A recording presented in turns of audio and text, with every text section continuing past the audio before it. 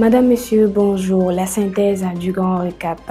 Le capitaine Ibrahim Traoré est arrivé à Bobo-Dioulasso dans le cadre de la modernisation et de l'intensification de la production agricole du Burkina Faso. Il a procédé jeudi 22 mai matin à la remise d'un important lot d'équipements et d'intrants agro-pastoraux au profit des acteurs du secteur rural. Le 17 mai dernier a marqué une date importante dans l'histoire du Burkina Faso, l'inauguration du mausolée Thomas Sankara et de ses 12 compagnons. L'objectif de ce mausolée est de rendre hommage aux pères de la révolution burkinabé et à ceux qui ont partagé sa tragique fin. La cérémonie d'inauguration a été présidée par le Premier ministre burkinabé, représentant le président du Faso, chef de l'État, le capitaine Ibrahim Traoré.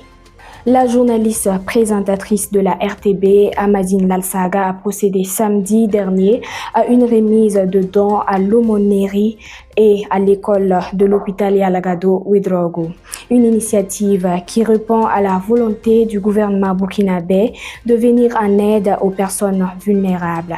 Les responsables de l'aumônerie ainsi que de l'école ont salué l'initiative et invitent également les personnes de bonne volonté.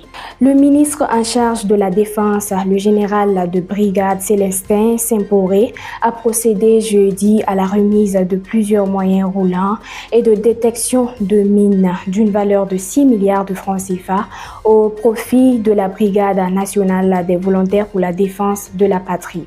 En plus de ces équipements de détection des mines, le ministre Simporé leur a remis des camions tracteurs, des minibus, des tricycles et des milliers de motos. Il a par ailleurs précisé que l'ensemble de ces matériels a été acquis sur financement du Fonds du soutien patriotique.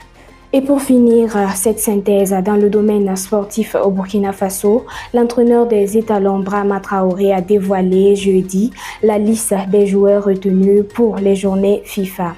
Au total, 27 joueurs ont été convoqués, dont 6 nouvelles têtes pour mettre à profit cette trêve internationale et affûter leurs armes pour les prochaines échéances mondiales. C'est la fin de cette synthèse. Merci à vous de l'avoir suivi. À très bientôt sur Fadima Web TV.